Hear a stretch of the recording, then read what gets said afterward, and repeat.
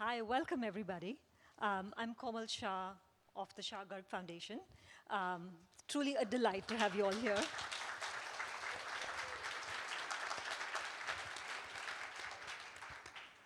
I want to say that today is a not terrible, not horrible, but a very good day. And there are 4 reasons, and I'll try to be brief. Number 1, Thelma Golden. And I could say number 1 to 10, Thelma Golden, who's truly a North Star for so many of us. And I'm lucky to count her as a mentor as I built the collection and thought about this exhibition. And Lorna and Sarah Z have been friends and are true icons of the moment. Their work is incredible. I'm sure you are quite aware about the work. And so it's such a thrilling moment to have them both here. Now, the number 2 reason is you. And I see so many familiar faces who've been with us through all of the 4 talks. Well, welcome back. And if this is your first, I hope you'll come again to the show and to the talks. The number 3 reason that makes me very happy is that we received a series of letters from elementary students in the New York City public schools. And I'm going to quickly read a letter from a 2nd grader, Amina Achilova. We've had about, I want to say, a few hundred students who've come and sketched work based on whatever they saw on the wall that inspired them. And so this is her letter. And so it's addressed to Sarah Dowie, who's our exhibition manager. She's right there in purple. So dear Sarah, thank you for welcoming us to the gallery and for guiding our tour. I really liked all the paintings and how you showed us the footprints. And then talks about the blue mountains and the white snow, Lorna Simpson, and talks about the powerful work in the entrance, and then says, I wish I can go again to the art gallery, and you told us that they use oil pastels and blend it in the smiley picture we took was a memory of the art gallery. I will never forget. I had so much fun in the art gallery, and I feel so grateful for being able to visit this gallery. And we've received quite a few letters from these 1st grader through high school students. And in our mission of really shining a light on the excellence of these artists, we hope that embedding the work of these artists in the minds of young ones will be truly a way to build equality in the future.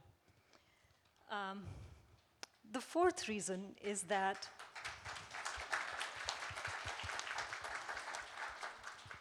I just had a Zoom meeting with a graduate school group that has made Making Their Mark their official textbook. So we are so thrilled. It's University of Augusta in Maine, but I spoke to the students today, and they were, of course, brimming with lots of ideas, having now read the book. And so I hope that we'll continue to inspire other students to do the same, and teachers. I'll shut up. Thank you so much for coming. And again, it's a blessing to have you all here. Over to Cecilia. Thank you so much, Komal, for the amazing words, and thank you all for being here tonight. My name is Cecilia Alemani. I'm the curator of Making Their Mark, the first public presentation of the Shah Garg collection here in New York City. And we're very excited to welcome you for the 4th and most attended conversation so far. I don't know where we're going to move at the next one because there is no more space. But tonight we're so happy to welcome our moderator, Thelma Golden, who will be in conversation with 2 amazing artists, Sarah Z and Lorna Simpson. I promise it will be a very, very exciting conversation. The chat will last for about 45 minutes, after which we'll open the floor for some questions from the audience, and then you're all welcome to spend some time in the exhibition downstairs. I'd like to introduce Thelma, who will then introduce our guest speaker. Thelma Golden is the director and chief curator of the Studio Museum in Harlem, the world's leading institution devoted to visual arts by artists of African descent. She began her career in 1987 as an intern at the Studio Museum, then joined the Whitney Museum of American Art in 1988, Golden returned to the Studio Museum in 2000 as Deputy Director of Exhibitions and Programs and was named the Director and Chief Curator in 2005. Under her leadership, the Studio Museum has gained renown as a global leader in the exhibition of contemporary art and a cultural anchor in the Harlem community. Now in her 24th year at the museum, she's ushering in a new era for the institution with the construction of the first ever purpose-building facility in its over 50-year history. Golden serves as the board of directors for the Barack Obama Foundation, the LACMA Museum in LA, and the Andrew Mellon Foundation, and Crystal Bridges Museum. In 2023, she was the first curator to win the Dorothy and Lillian Gish Prize. Golden was also appointed to the Committee for the Preservation of the White House by President Obama in 2010. So now, without further ado, I'll pass it to Thelma, who will introduce our wonderful artist. Thank you so much. Thank you. Thank you. Thank you for that lovely introduction. So first, I'd like to start with gratitude. You know, this exhibition, which you all know, has 96 works by 84 artists spanning 8 decades from 1946 to today, is truly a triumph. And for that, we have to thank Kamal Shah and Kamal and her husband Gaurav, who put together this amazing collection. And then Cecilia, thank you to you for curating this exhibition, Making Their Mark, Art by Women. It's a pleasure to be here and to be able to be in conversation with these two artists who not only I know well, but I know you all know well, and that's why this room is so full. And for me, what has always been important is thinking about the ways that we can not just think about artists, but think about their lives and the way in which their lives allow us to understand so much about the world and themselves. I have some more gratitude at the end, but right now, I really, in welcoming and thanking Sarah Z. and Lorna Simpson for being here on the stage with me tonight, want to start, of course, by introduction with your artwork.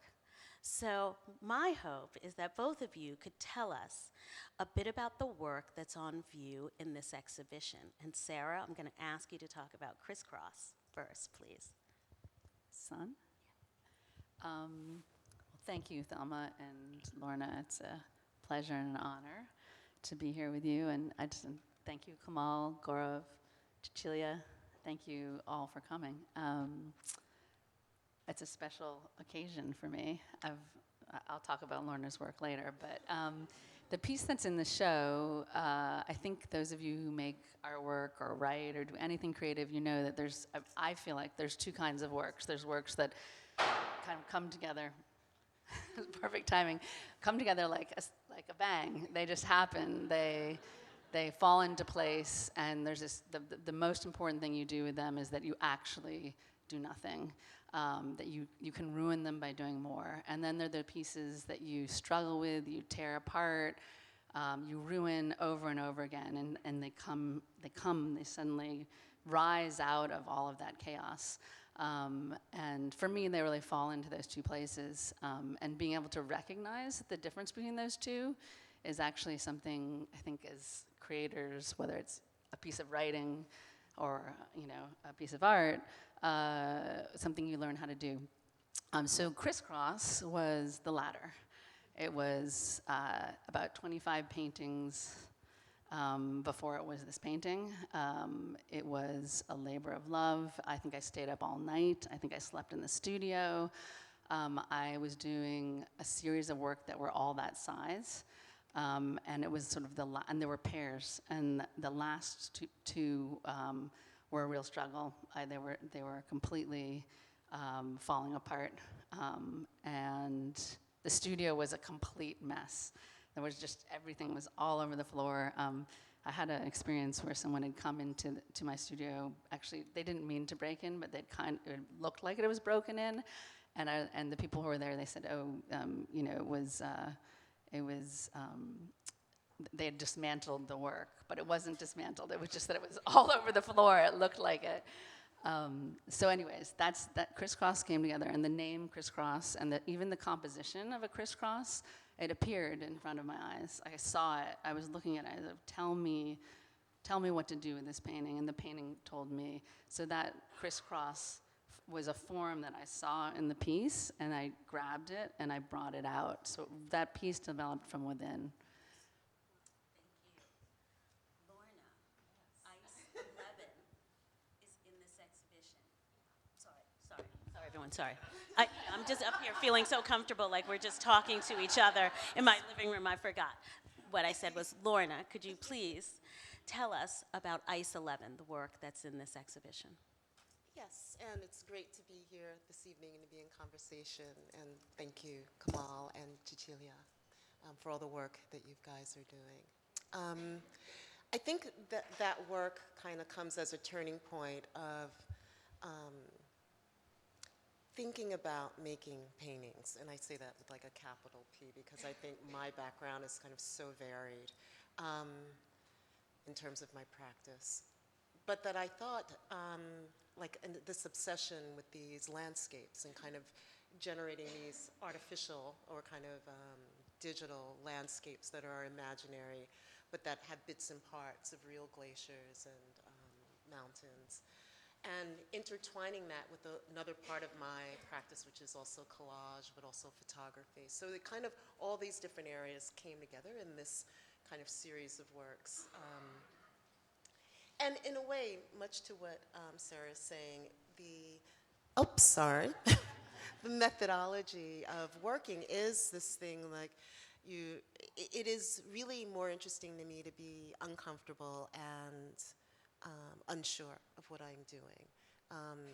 So a lot of the projects that I take on are the directions that the work goes in. I am not sure at all that it's going to work, or I'm not sure until in terms of it gets to a point in terms of process that it starts to become clear, but there is no guarantee. There is no like, oh, I've got an idea, this is going to be great. No, it's really none of that.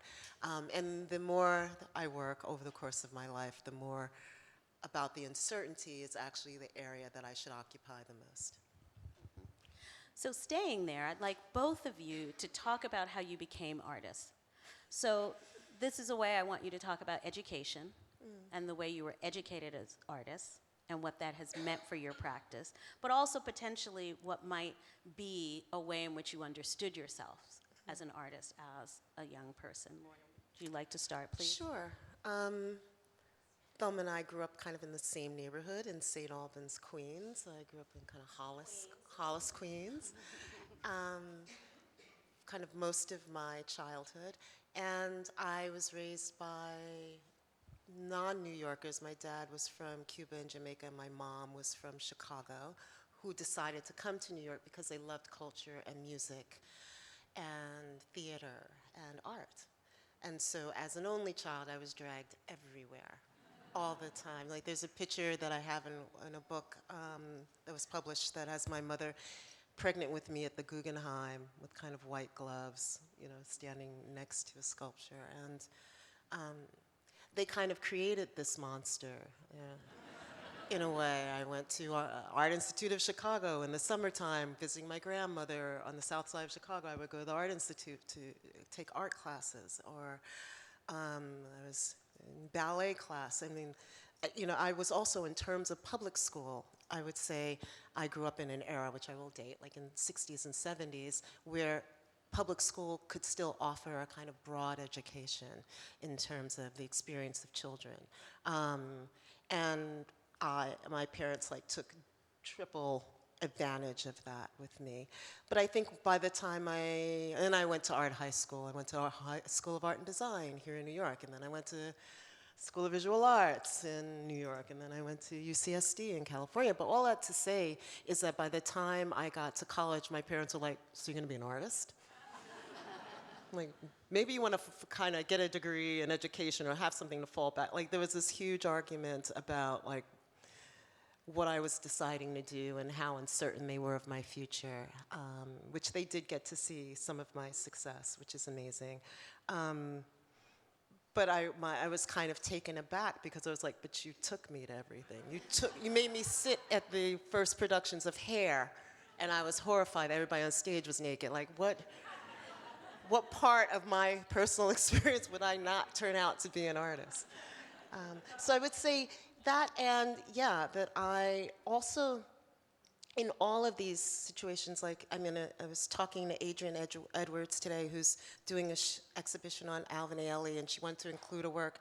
And I said, well, I have a work that talks about when I was a child, a performance that I did that was a feeder school in Jamaica, Queens for Alvin Ailey at Bernice Johnson.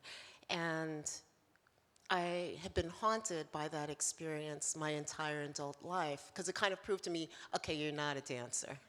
Because I got out on stage and I realized, oh, I am looking into a black hole of nothingness. I am not connecting with the audience. I don't care about the audience. I don't have that thing. And so that performance, mind you, we were all dressed in gold face paint from head to toe with very flimsy, like if you can imagine a Las Vegas show in kind of bodysuits, which is like half naked in gold body paint with gold toe shoes and giant afros dancing to Sophisticated Lady by Duke Ellington. So it's things like that that I think I had the privilege and kind of was very fortunate to kind of grow up at a time where there were all these opportunities for me to feel part of an experience and to also watch my own development. And I think that is very lacking now for children, where I think public institutions are trying harder to kind of accommodate and invite in families, but it is this thing of feeling like ownership and feeling a part of something that allows one to grow, allows one to believe that you can kind of do anything. By watching many things, you can realize what's possible. So I would say that's a kind of huge effect on me. Sarah, you were born in Boston. I was born in Boston. My parents escaped to Boston because actually my father, who was born in Shanghai, my mother was born in New York. My father's family was actually very against the marriage. A lot of people were like, oh, that must be the American family that was against it, but it actually was my Chinese side of the family, and so they escaped to Boston. So I really grew up with this constant commentary about how, culture and the arts in Boston were secondary to New York. So I always knew that I would come to New York. But I would say like the sort of beginning and end of that question for me is that I think as a child and still now, I understand and see the world through art fundamentally. As a child, I was drawing all the time. I think my father, if he had not been an immigrant, would have been an artist. As many immigrants do, they become professionals so that nobody can tell them, you're not a doctor, you're not a lawyer, because you have the degree. So he was sort of told, you need to have a degree. And he became an architect. But I think had he grown up in China, he probably would have been an artist. And I was drawing on everything I could. I think I see this now with one of my daughters. She, I think, processes emotion and information through drawing. So I think that's something that we as artists almost become addicted to. So I actually did the arts all through grade school, high school, college, and then I thought, like, Lorna, both of us in different ways, I thought, well, maybe I shouldn't do this. So I went into nonprofit, and I went to nonprofit education, and I did that for about 3 years. And a part of my soul was just missing. I was painting every night, and I realized that this is what I had to do. So I stopped, and started making art again. So that's kind of, and I haven't stopped. And I guess in terms of education, I think one of the most important things is that the way art is taught often now, if it's taught at all in public schools, is that you need to know that there's an answer. And I think, introducing people into questioning, to ask, like, what are the questions being asked in this work? That there's still a lot of the layover of sort of knowing facts, and then this sense of when you walk into a museum not knowing, and that in the United States needs to change. Besides the fact that it would be great if museums were more accessible, were free, or that the public schools had better access to art education, it was more interwoven. All of those things I think are really problematic in this country. I was always like shocked when I went in Europe when the president of France would show up at an art museum, and you know, I think we have not interwoven culture and art into the everyday in a way that in Asia you see it. In you know, I've only been to Africa a few times, but India, Europe, it's woven into the everyday in a way that I would love to see Americans do more. Thank you. You know, one of the beautiful ways in which this exhibition is being framed is through a set of kind of propositions, I would say, maybe from Kamal, you know, the idea of intergenerational relationships, formal breakthroughs, material breakthroughs, and historic impacts. So in thinking about, you know, because one of the things that in getting ready for this I thought about is the fact that I've had the privilege to see both of your work over time, right? To watch the ways in which your work has taken a journey through ideas and many ideals about art. So I want to ask first a few formal questions. So another way in which we see both of your works in the installation downstairs is through the lens of abstraction. Can both of you talk about what abstraction means to you, both formally but also conceptually, both in the work that's here or more broadly in your practice? You can decide. You can decide which one of you starts. Okay, I'll start. You talked last. I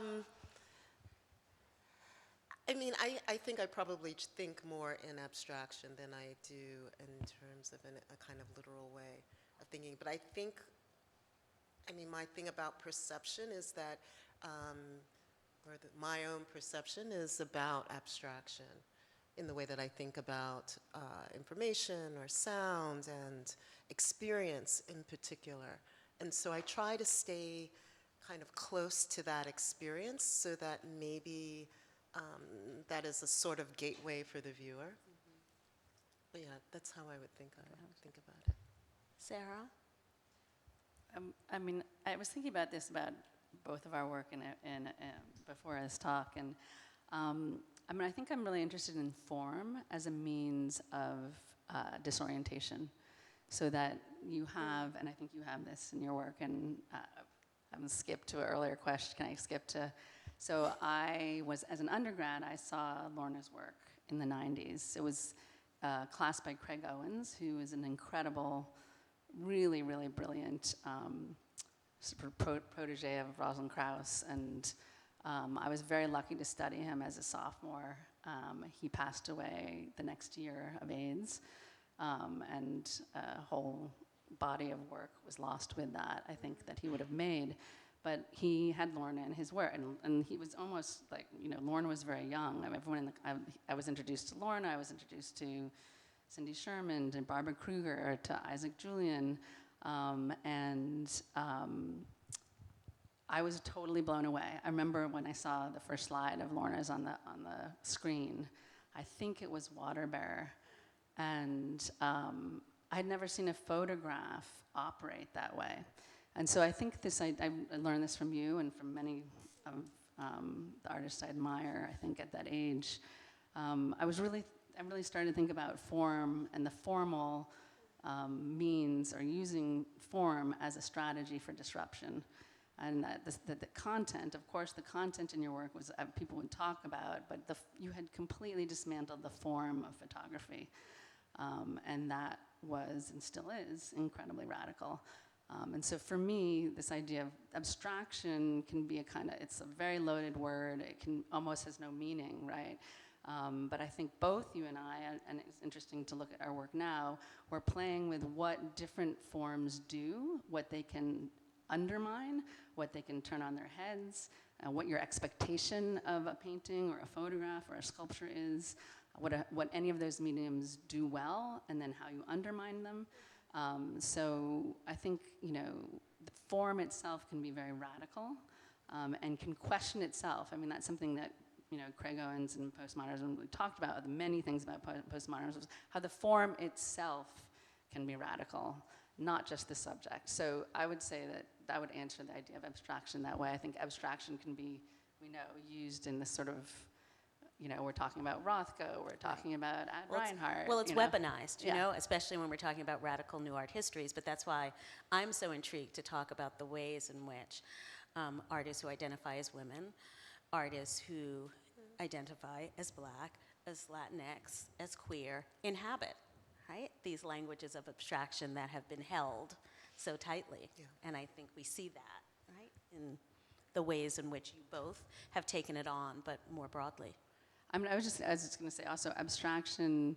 I mean, if you look at Jane painting, I mean, abstraction has been around forever. Yes. This is like a very applied, like within our like last 100 years idea. You know, if you look at, you know, we collect African art, we collect Asian art, we collect Gandharan art, we collect, and abstraction is not a new idea. Exactly, right.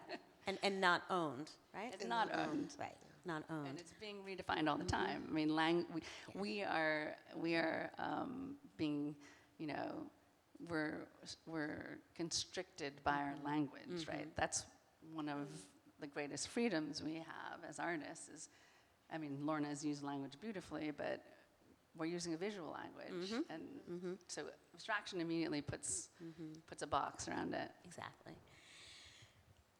Thinking, though, also about material breakthroughs, I think it's interesting that you returned to painting, something that you did early in your career, and you came to painting, right, after working across media. Like you say, you've always worked, you know, between media. Can you talk about what it has meant for both of you to be painting in this moment?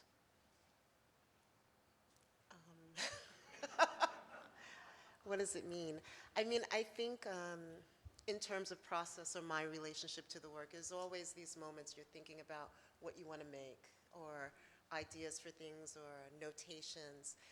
And sometimes I have to remind myself in those moments, I would sometimes say, but I don't do that. Or that's not something I do. Or that's outside the realm of what I'm doing as an artist, just in relationship to my own work. And I find those moments I'll go, no, you need to do that. And so it does, for me, take a certain amount of trust in the desire to do so, that that's kind of all that needs to matter. And kind of just explore then what that means in terms of process or what that means in the course of trying to execute something that is just purely an idea. Yeah. Sarah, what made you come back to painting? Well, I mean, I think, there are many, so I was really like, painting was what I did. I went to graduate school for painting. I was painting as a very young child. I loved painting, I still do. I love looking at paintings all along, and I was painting throughout, but not showing it. And I think I came to painting through sculpture. I figured out how to make paintings through making sculpture. I studied architecture and painting. But I would say that I think, image making is an art, and everyone in this room, whether you're 12 or 85, image making has changed radically in our lives. We're all photographers, you know, we're all printmakers. We know how to, you know, the authorship of an image has changed. We know that. So I think, you know, a painting is, the materiality of a painting is actually, in some ways, only become more special in some ways to me. So I'm very interested in my paintings, and I think you are as well. I won't speak for you, but you know, asking what is this painting doing? Like, what is it doing with image? What is it doing with materiality? Who is the author? What is an illusion? What's not? How do you claim time or memory through images? How do we collect images? And I think most importantly, I'm really interested in, we think of everything outside of our eyes as being, you know, the images, but we're for some reason, we're, you know, not thinking about the fact that any percentage, any neuroscientist will talk about different percentages, but, you know, in our sleep for half our day, so we're already saying, like, you know, let's say 80% of the images that come up are images that are in our head, you know, so I will look at Lorna and be like, I remember what she was wearing last time, that's an image in my head. So for me, the paintings are about the images in our head and bringing them out, and also what a photograph can't do, what an image can't do, and fighting that. And I think when we think that way, you realize what a miracle it is that we are actually able to, you know, I can look out here and see my hand here. Like a film, a photograph, they can't do these things. And the limitations of the lens that we are so tied to, what a lens is, I think is something really interesting and important to think about right now. I think images have replaced objects in many ways in terms of how we orient ourselves in the world, how we trade things, how we create value. And so I think it's really, a question of our age of how an image helps you to fall in love, helps you have a baby, helps you to mourn someone. That trade of images has become operative in the way that we as human beings relate to each other, develop, create soulful relationships in a way that I think has never happened before. No, certainly.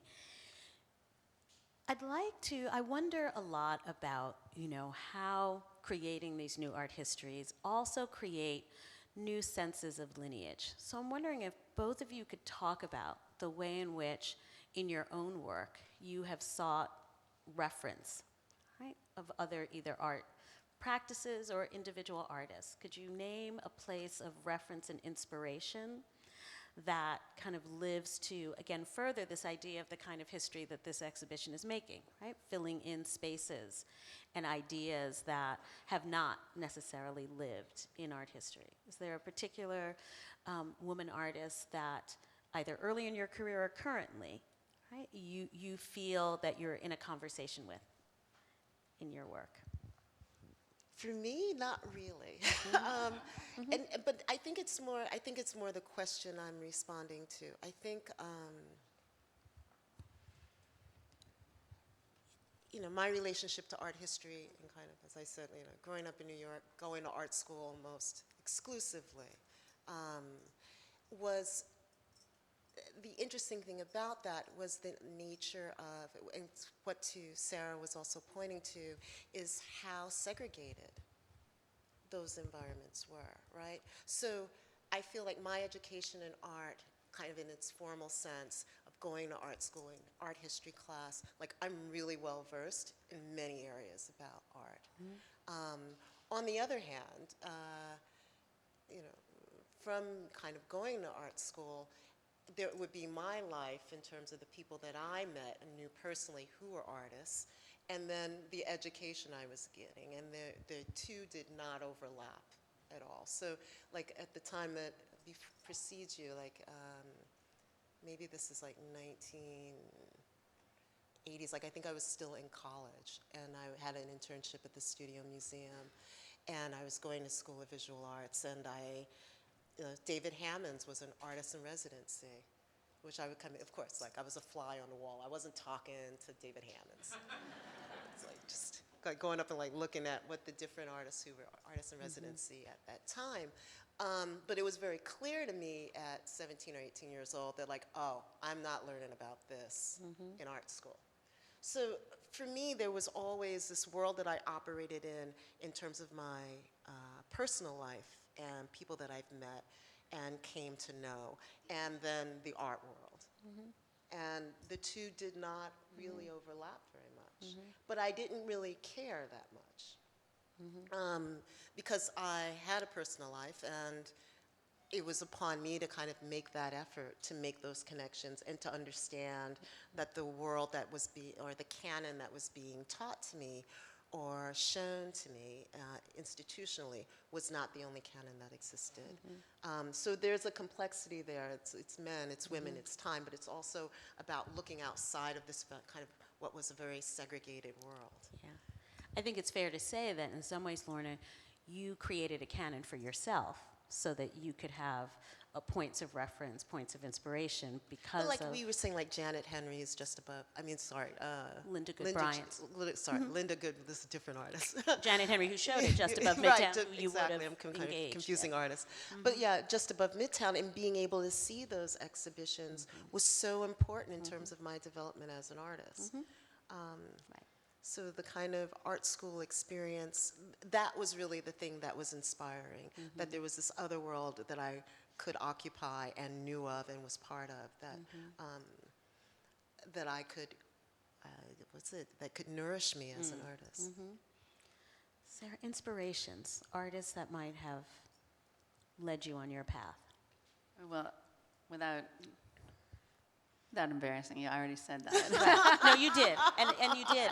No, but Yeah. I think that in your saying that, what you also are speaking to is the importance of what can happen when people do try to open up these histories. So in the way that Craig, in teaching you, sort of postmodernism, and while the books had a certain group of artists in it, he clearly was bringing in the room other images, other work that informed. No, right, and the way you absolutely. understood that. And I think that you know, the different, like the small age difference is that your generation were breaking barriers. I mean, you know, he was showing me you, Barbara Kruger, Cindy Sherman, these women, they were very young, but he was showing us very young current artists. And that was huge. I mean, that's why actually, like, my graduate school, I specifically went because all of my teachers were male. Undergraduate at Yale, all of them were male. What year was that, Sarah? Just I so we graduated can in be 91. horrified. Okay. And there Say was it again. one, they were all male. There was one assistant teacher position that was a rotating female position every year. And the schools that they wanted me to go to didn't have any women teaching, so ironically, I went to SVA because there were a lot of women there. I studied with Dorothea Rockburn, I studied with Ursula von Ridingspart, I studied with Jackie Windsor, and, you know, Jessica Stockholder. I mean, the staff was like, you know, the faculty was probably at least 50% female artists. I had never had, you know, one-on-one conversations with a working female artist before. And everyone at Yale was like, that's not a school. You can't go there. It worked out, I mean, it worked out for us, but, you know, so I had that. I had those people as my role models. But I also would say that, you know, you were talking about, like, I think you were talking about sort of artists and role models, and in a different way. So right now I'm working on a body of work that is pretty much inspired by Hokusai and Hiroshige, and it came from having done this interview for MoMA around the Red Room, where so much of the conversation was like, how did this happen? This is modern, this is abstraction created out of nowhere. And I was like, wait a second, Japan had been closed for centuries. And Japan opened, and every single photograph you see of Matisse's studio, Van Gogh's studio, name it, Gauguin, covered with Japanese ukiyo-e prints. And this language of printmaking in Japanese language was so sophisticated and so complex, and they devoured it. And this idea of having a flat plane of color that creates deep space, to me, I mean, I could be wrong, it was conjecture. Everyone who talked about it was conjecture. It just seemed like this is, you know, if you can't look at the fact that Asian art had this massive effect on the Impressionists and do a show and ask that question dumbfoundedly, just seemed shocking to me. So actually when the show I'm working on right now actually plays with these compositions. And the second thing I'll just say really quickly is that, you know, those compositions are based on a kind of perspective that has to do with almost like theatrical flats is a way to think of it. So if my hand is right here, you'll have a person, like a farmer way back here. And I was always interested in this really dramatic shift in scale in my work, where you have no middle ground. And I really stole that from Chinese painting, but the Japanese ukiyo prints do this too. And that's really that's what Matisse and they were like. There's, you know, the Van Gogh tree is here and the farmer's back here. And that perspective has become more and more ubiquitous because in making video games and in working on the computer, one-point perspective doesn't work, because when you turn a corner in one-point perspective, you can't have a perspective. So isometric perspective is actually what's being used. And so children and all of us are actually learning to see, when we're seeing a flat screen, in isometric perspective, in a way that a lot of Western art and Renaissance art really was using one-point perspective. So I think this is, you know, these are complexities about just seeing and the way we understand space that really should be, you know, reconsidered. No, I love that. And I think it also just gives us another way to look at your work, right? To understand that this is, what you're looking at. I'm going to open up for questions in a few moments, so I want you all to be ready for your questions. I'm going to ask another question, but let's get our question mode ready. But for both of you, what I think about so much is that, and it's conjecture, but this is just from years of looking at artists' work as I have. And, I was thinking, again, so many connections between the two of you, formally and also personally. And, one of the ones I think of, it's not the only one, is the bond that you both had with the curator, Okwe and Wazor. And, I always want to bring Okwe's name in any and all rooms. But I also bring it up because it does go to this idea of, creating new pathways for thinking and understanding, aesthetically, materially, geographically, right? The way in which Okwe gave us all a different way to see the world. Can both of you talk about, the shifts that you have made, right, in your own sense of engaging with art broadly, right? By that I mean, you've talked about it some, but I really am interested in this idea of, an artist's perspective on thinking about art. I know that often in exhibitions you learn things about your work, right? By seeing it in other contexts. So the idea of context to me is important. Can you talk about what context can mean and what it has done to help you think about your work differently? I do that more through conversation. I think having conversations with other artists, actually, and curators that are friends, without it being transactional, not having a conversation about a show but just kind of being in the studio or talking about work, because I realize, I think when you're working on things, you become very focused and kind of narrow, even to your own work, even to the threads in your own work. And so that is kind of surprisingly, those conversations kind of open up, even for me, how I look at my work. And I would say that's probably the most rich. I think if it were only through exhibition, that would be more difficult because it's so specific and it's transactional in a way that there is something to accomplish and there is a finite kind of way of looking at it. But if the conversations are kind of open and the discussion with someone who understands the work or even knows it from a particular point of view, I find that really, really helpful and inspiring in a way. Sarah, context. What does context give you as an artist, either in understanding your own work or art more broadly? Okay, the context thing was so I was gonna go for I was gonna avoid that. Listen, you can avoid it. You can. You can. No, well, I was gonna say I did want to say that because Lorna was talking about openness, trust and generosity. I mean, when I met Lorna, the art world is tough. It's a tough place. I mean, we're incredibly lucky on this stage, everyone in this room. But when I met Lorna, she was immediately generous. She was open and she was serious. She took me very seriously. She had no idea who I was, And I just also was thinking about Okwe. I want to tell one story about him. I did a show with him, and we sat down. And he said, "Okay, we're going to do a catalog." And everything he wanted to do, really at its best, so well. I said, "We're going to do a catalog, and that you're going to ask Zadie Smith to do, because I know you're friends. So you're going to ask her to write something for you, and you're going to ask Julie Merritt too, because I know you're friends, and she's going to do the interview." And I was like, "No, Okwe, I don't want to ask them." And he was like, "No, we're making the best catalog you've ever made, and you're going to do it." And he would call me, "Did you ask them? Did you ask them?"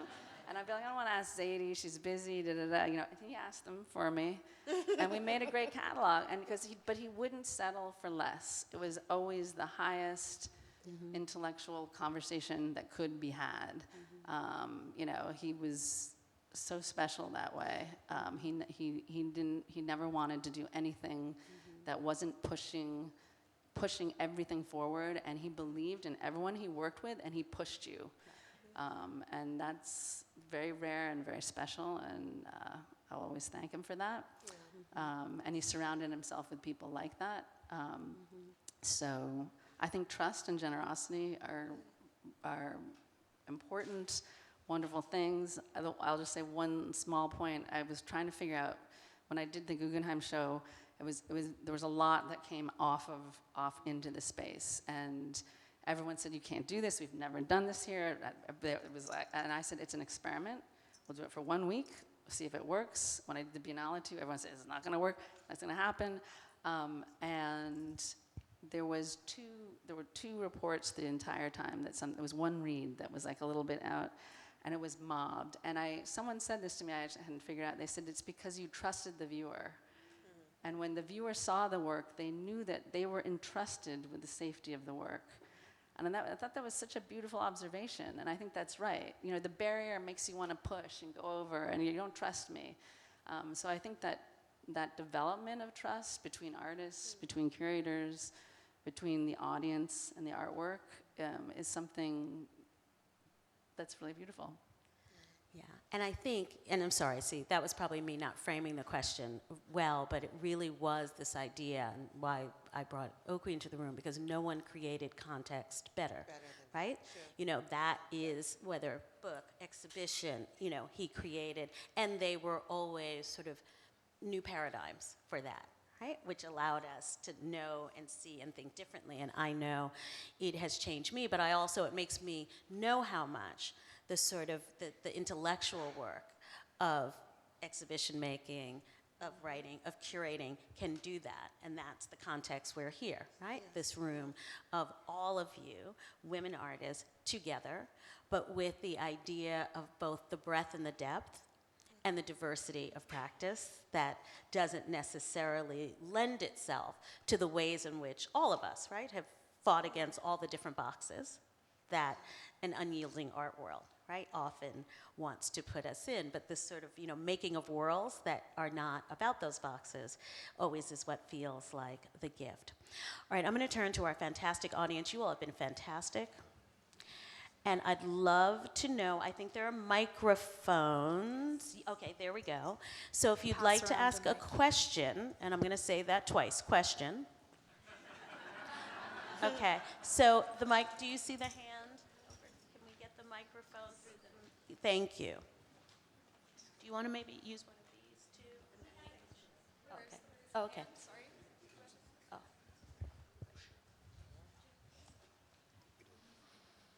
Hi there.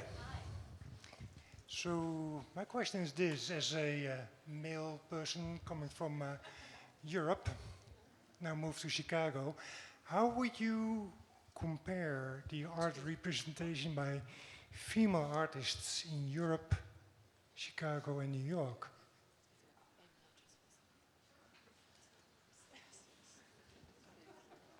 I don't understand the question. How would you compare the art representation by female artists in Europe compared to the States in general? Yeah, Europe compared to the States. Is there a difference? I mean, how do you feel about it? Since you've been everywhere in Europe and in the States, clearly. Well, I'll put it to you this way. If you have to ask that question, then it's an issue. Would you say, well, is there a difference in the way male artists are kind of represented here in Europe or in Chicago or in New York or in California?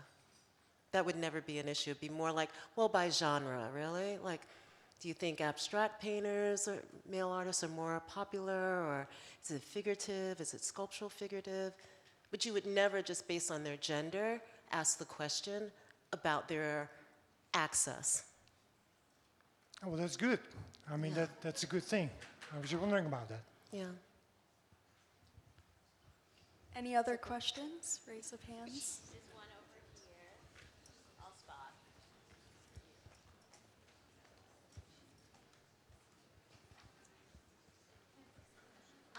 Hi, I have the question that thanks for sharing your experience for how to become the artist and about the art education part. But the question I have is that I noticed that including mega galleries, the art technology has influenced art more and more. And many galleries selling some artists just by selling their projection, by selling their video, and the material changed a lot. I want to know what's your opinion or what's your attitude towards this shift, and if that will influence the trust between the audience and the artist and the art, and because the feeling about art has changed a lot as a result of the change of the media. That's my question. I think, if I understand your question correctly, you're speaking about what do you think the shifts are as they relate to a more dematerialized, right, art context. You spoke a bit about this, Sarah. Do you want to? I was trying to answer the question.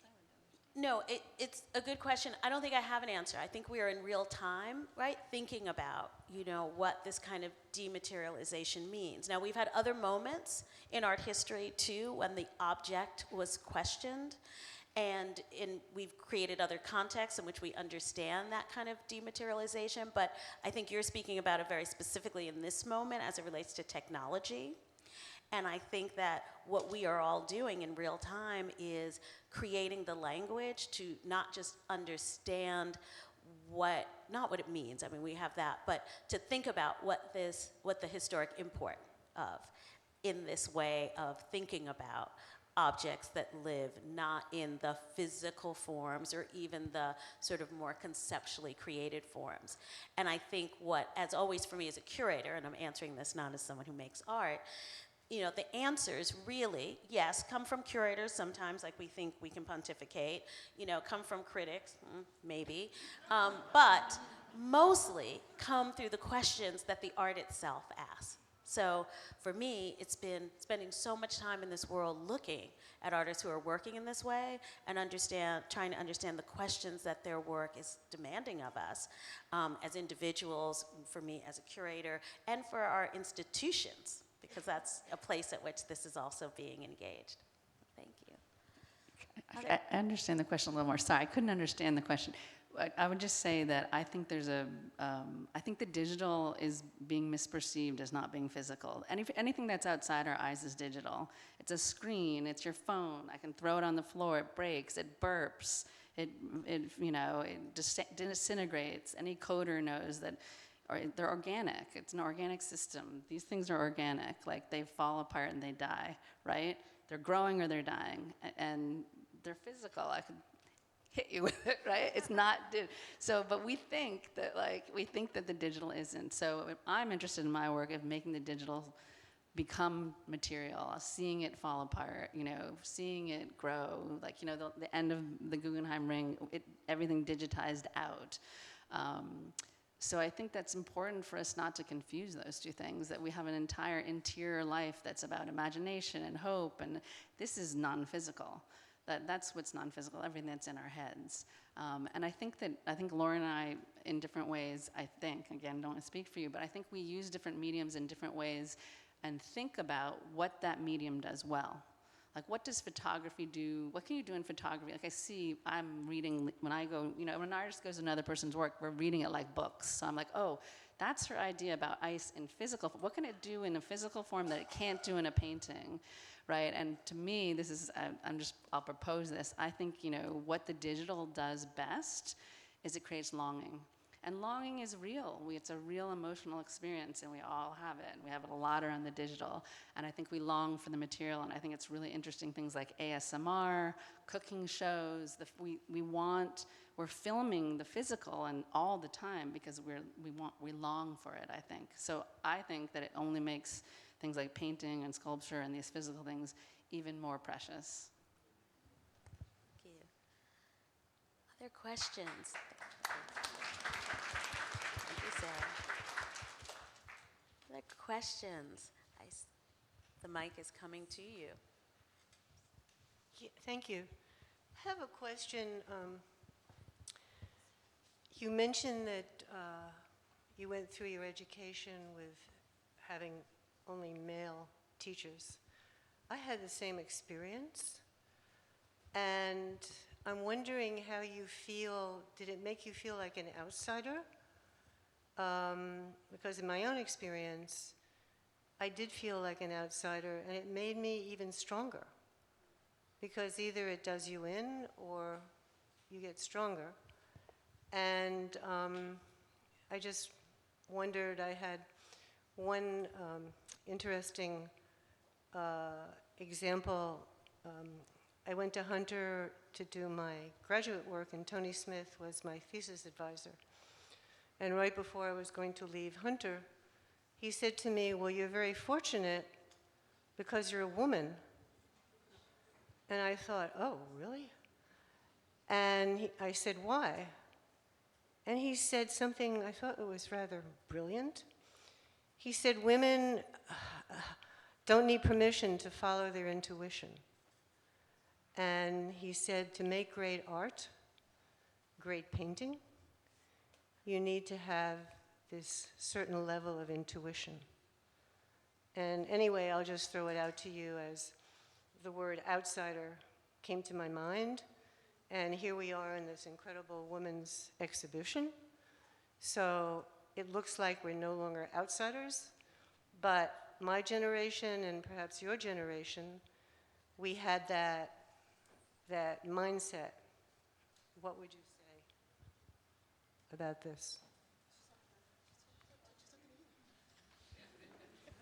Lorna's like, she's looking at you, not me. Yeah.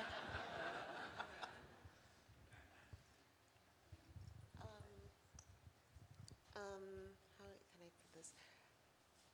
Yeah, maybe. I think that's why I'm saying I thought she was speaking more to you, but No, you did that. I thought you were just like, you talk, I don't want to talk. I guess I have to kind of clarify a little bit in coming up as an artist, like in teenage year, not teenage, well, I always took art, but like I think my early 20s and my experience of New York and feminism was bullshit. They didn't like gay women. They didn't like black women. And so being like 17 years old and going to all these kind of feminist meetings in New York, I don't even remember how I got into them. I just thought like, this is a shit show, right? Only because it was there to serve a few and the kind of desires of a few, but was not inclusive. So, kind of fast forward to now, or kind of thinking about my education, or who's in the room, who has the power, the language in and around the work, the language in and around who gets to make art, or who, I remember being a teaching assistant at UCSD for somebody I couldn't stand, but was very glad for the position. And having a student in my class at that time, this is like maybe 1982, who was trans, who was very quietly trying to make art, but also just being is art, right? And realizing, and because I'm from New York, I'm not from San Diego, I come with a lot of experience in New York that I think in San Diego they just don't have that breadth or scope.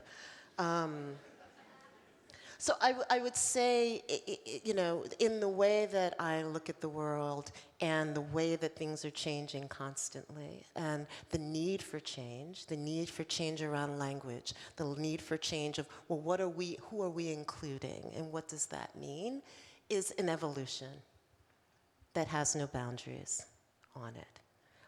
So I can't be nostalgic about the kind of world that I grew up in, or even, I think I could have had a better experience. I think a lot of different people could have had a better experience in art school, or in the education system. And I don't think that makes you stronger. I think it can actually tear people apart. So for me, I would be very careful about thinking about, exclusion or being invisible as a place of strength, because that's intended.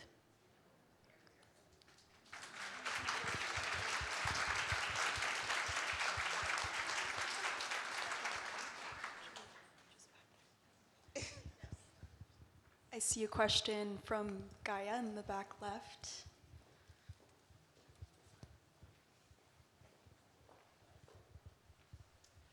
Hi, thank you so much for the brilliance in this conversation so far. I have a bit of a broad question. In the practices of all three of you, how do you encounter abstraction beyond its aesthetic qualities, and do you consider abstraction to be a mode of resistance?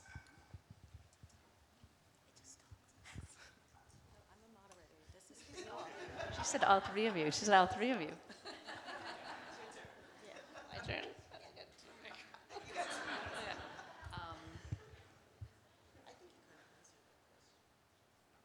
Yeah, I feel like I answered that, but do you want to talk about how you guys feel about it? No, I'd like to moderate. Okay.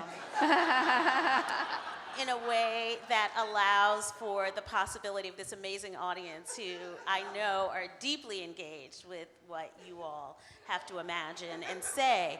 But I do think, to your question, because it is a beautiful question, but one that I think in the first answer, both of you touched on, if not explicitly about liberation. I think what you see, literally can see in their works, but understand about these practices, both of them, they're extremely liberatory, right? Because what they are doing, as I said in this framing that fits so beautifully in the framing of this exhibition, is really making, formal impacts, material impacts, thinking about it across a historic sweep, but also citing very uniquely in these, two very precise artistic languages. So I think embedded in that, and perhaps unspoken, is a sort of practice, a praxis even, of liberation within it.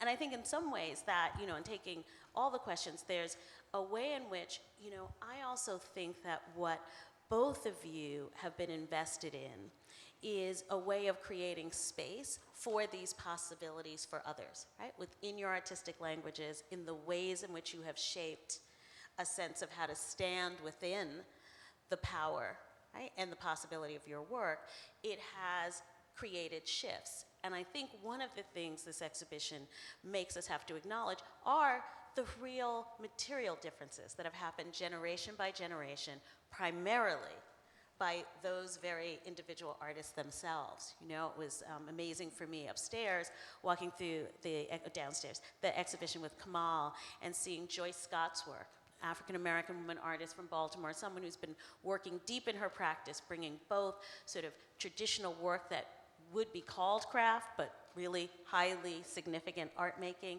that she inherited from her mother and the women around her, but also the community of curators and art historians who were her community, right? That she created around her work when others didn't exist, and the label for her work kind of marks that because they all helped in physically making the piece. So Lowry Stokes Sims, who was the director of the Studio Museum in the past, Leslie King Hammond, but creating. And I think that what should be marked, Lorna, to your point about exclusions, is while those exclusions were happening, women artists, queer artists, black artists were making worlds for themselves, right? They were not working. They were not absenting themselves.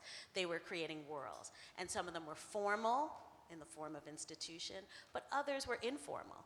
Right? But creating the space to have the kinds of conversations and reflection and a mutuality, right, of understanding what's possible. So I think seeing, again, in this exhibition, this generational sweep, I think it's always important to sort of credit those artists who came before us who really did the hard work of not, to your point, not crumpling, but really seeing the space at which we, let's make our own worlds. Is there one last? Thank you. I was going to ask if there's one last question from this audience, because if not, I have one for these two fantastic women. Okay, so here we are. First of all, thank you. And again, thank you, Cecilia, who's somewhere here. Yes, thank you, Cecilia, for this exhibition. Thank you so much, Kamal. As I said, I owe gratitude for this moment, but also on behalf of the Studio Museum. You've been so amazing to us. We're so proud that the Julie Moretu painting in this exhibition is a promised gift from Kamal and Gaurav. So it will live in the collection. of the Studio Museum when we opened to the public, and you've been such a partner in supporting so many artists around our residency program, et cetera. So thank you for that work, because part of this ecology of change is in all of the labor, right, that we can see in these acts. So coming to you both, thank you for this moment. Just tell us all just one thing that you are thinking about that potentially might be inspiring what we might see next, whenever that might be, in your work in the future.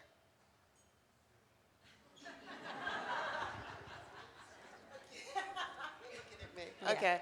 I have a show coming up this fall in November here in New York, and I'm working on that, which is always kind of starting again in a weird way, like looking back but starting again. And there's a book, like in the work and having been doing a lot of shows over the past 4 or 5 years, there's a point where the studio, you kind of, like, I like accumulation, but now I have to kind of clear for this kind of next round of work. And I was cleaning, like, I had these several tables of activities and collections of things, or books and magazines, and there's this one book that I found on my table that I was going to put away, and I noticed I had put some marks in it of pages to look at. And I opened it up and I read it, and it was funny because I think I did it a couple of years ago. And it surprised me because I knew exactly what to do with that reference. So I wasn't ready for it 2 years ago, but I was ready for it now. Mm-hmm. And so it's moments like that that I find, you know, the act of art making isn't always correlated exactly in the moment where you're making something. Mm-hmm. But it's this kind of thing of discovery. If you can kind of have enough sense of memory or making notations for things in the future, it actually is quite amazing. So always thinking and always thinking about work. Thank you. Sarah. Well done for you. So I just finished a show at the Nasher Sculpture Center, and just closed a piece that's going. It's Art Angel, went from London to Torino, and then it's going to be in Denmark if anyone's there, and then I'm doing a show in Venice. And the things that I'm really thinking about are these moments where we're caught in between the digital and the physical, the imaginary and the real, and that confusion between the two, playing with that in painting, playing with that in sort of more of a time-based media. I'm really interested in, Isaac Julian said this beautiful thing about the piece in London. He said it's like a visual poetry. So there are these kind of choruses that come up in these fragmented films, and they're really about, I think, these moments of memory and how they pop up again, and how long you can keep someone's attention and also create the desire to want to see more, which is, I think, is a way that we're being taught to read visual images through the web, because AI is timing everything to give you just enough so you want more, that escalation. So playing with that idea compositionally in both film and in painting is really interesting to me. And someone asked me, what's your favorite question to ask your younger children when they come to see your work? And it's really interesting to ask young people who are younger, like, what's a point where you confuse the digital and the physical? And one student said to me, when I'm going home to Brooklyn on the subway from school, and I have my book, I have a physical book, and I go under the water, I think it's going to disappear. Yeah. And so there's this incredible, completely turned on its head sensibility of what's physical and what's real in the world. And so I'm really interested in examining that right now. I know we can't wait to see all of this work that's going to come into the world. So I hope everyone will join me in thanking Lorna Simpson and Sarah Z.